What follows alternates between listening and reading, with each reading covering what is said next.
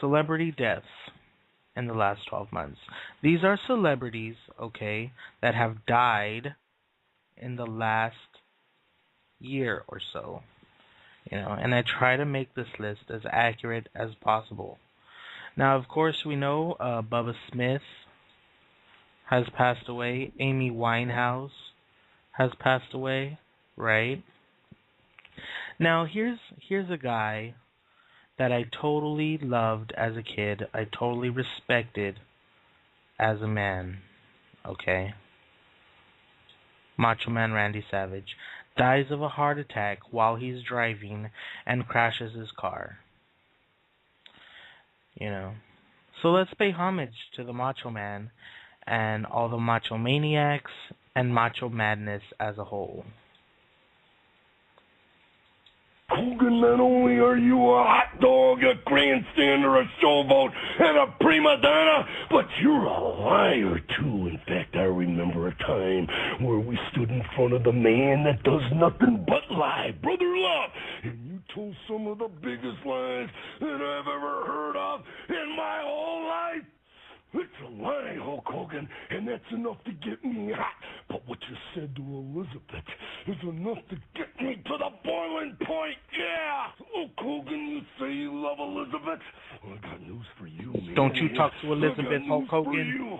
Elizabeth, you stay away from her. In the corner of the Macho Man Randy Savage at WrestleMania 5, yeah! And let me tell you something. You say you love me like a brother. Well, like a brother, Hulk Hogan? Is that what you said? I hate you. I hate your guts. And that's what's going to be left all over the mat after WrestleMania 5. Yeah. Man, you know what? And I totally remember this feud between Macho Man and Hulk Hogan. It was the Mega Powers, okay? They had formed an alliance, okay, that lasted about a year. And their alliance was called the Mega Powers, okay? Because Macho Man had won the heavyweight championship for the first time, okay? And, Hulk Hogan was backing him up because apparently being champion makes you a lot of enemies. Am I right? So, he needed some kind of fucking help with all his enemies. And then when the feud, when the alliance broke up and the feud broke out between Hulk Hogan and Macho Man, it was called the Mega Powers Exploding, when they were going to face each other one-on-one at WrestleMania 5. Man, that was fucking dope. I totally remember that shit.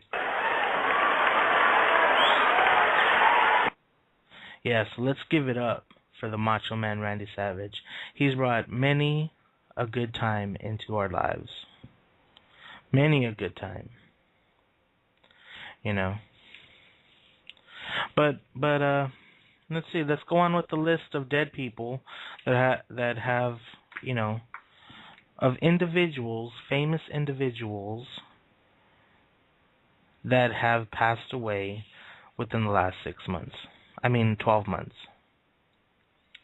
Let's see. We have, in addition to Macho Man, Nate Dogg.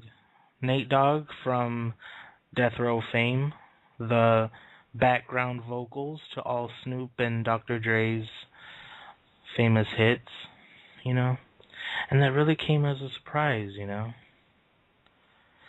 because as far as we know, he just smoked weed. He didn't really do heavy drugs, and R.I.P. Nate Dogg. All dogs go to heaven, fool. All dogs go to heaven.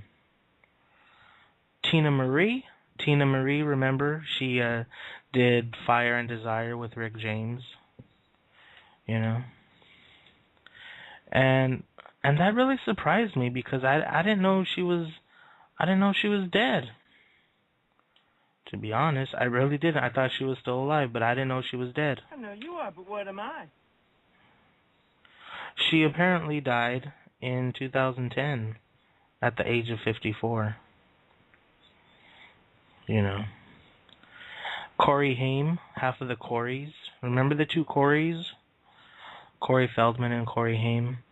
Now, I think they had a reality show on AMC. I think it was AMC or something like that. I forget the network.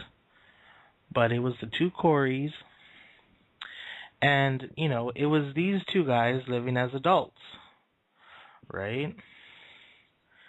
And, you know, we kind of saw Corey Haim go down the drain on that show. We really did. It's not okay. You know, they were on the set of a Lost Boys film, and you know the camera was outside Corey Haim's trailer. Okay, and all you heard from the trailer was him snorting coke. Right?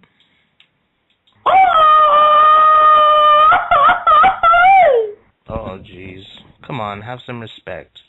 Have some respect for the dead, that's all I gotta say.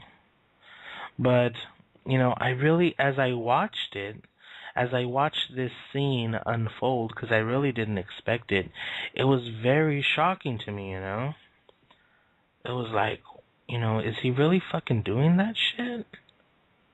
Snorting fucking coke? What's a hello? Yeah. So, you know, we kind of saw that coming.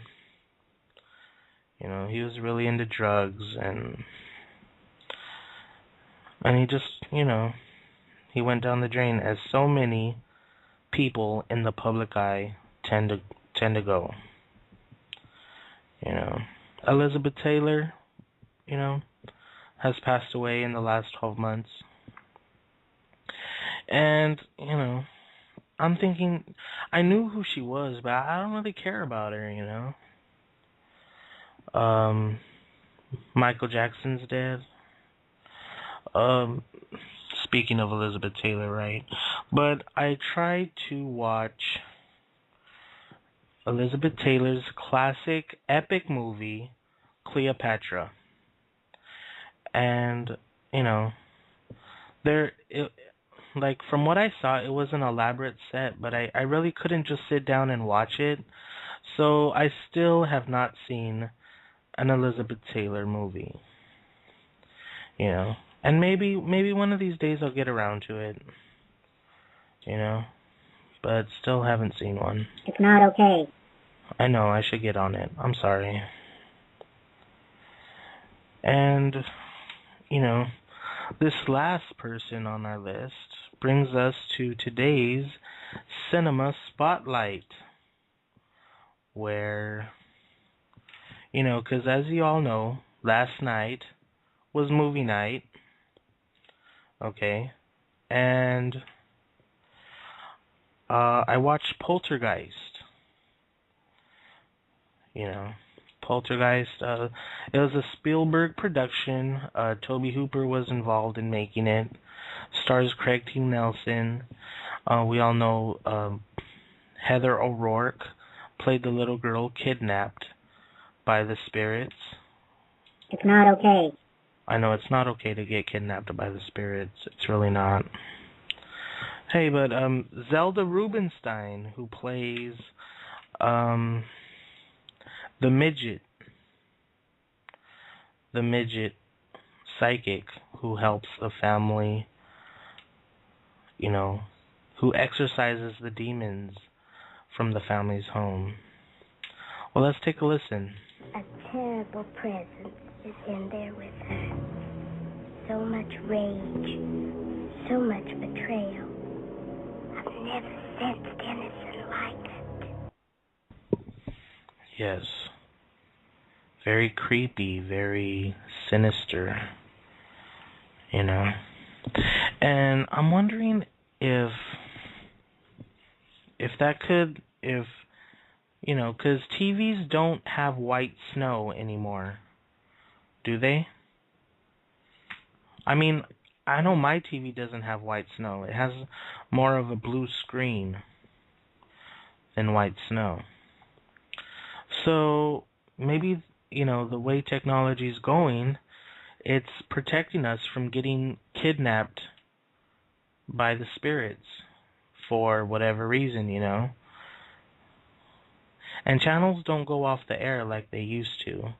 Like when I was a kid and we had antenna TV, we had local stations, even the major stations, even the stations that had a major network backing them up, they were affiliates of a major network, even they went off the air like at 12 or 1 o'clock. But, I don't know what hovers over this house, but it was strong enough to punch a hole into this world and take your daughter away from you. It keeps Carol Ann very close to it and away from the spectral light. It lies to her. It says things only a child can understand. It has been using her to restrain the others. To her, it simply is another child. To us, it is the beast. oh my gosh, that is fucking scary, dude. Like, that movie freaks my mind. You know what I mean? Freaks my fucking mind. I can't believe it. Can't fucking believe it. So yeah, Poltergeist, awesome movie. Even though I hope they don't remake this movie because I like the movie where it is. You know what I mean? Honestly. If you haven't seen Poltergeist, if you're kind of like a younger generation movie fan, watch this movie before they remake it. I encourage everyone to watch the old movies before you see the remake. 'Cause viewing the remake of a classic movie, like, some movies that have been remade, Texas Chainsaw Massacre, Nightmare on Elm Street, Friday the 13th, I mean, all the major fucking boogeyman movies, okay? Clash of the Titans even, right? Conan the Barbarian. Watch the original movie before you see the remake, because, I mean, they remade it for a reason. It was part of, cinema history, really. You know what I mean? So, totally see Poltergeist before they remake it. I think it'll be a good experience for you, honestly. You know what, Charo? Give me some Gucci Gucci. When my Gucci Gucci was only a Gucci Gucci. Yes. Thank you. Hello.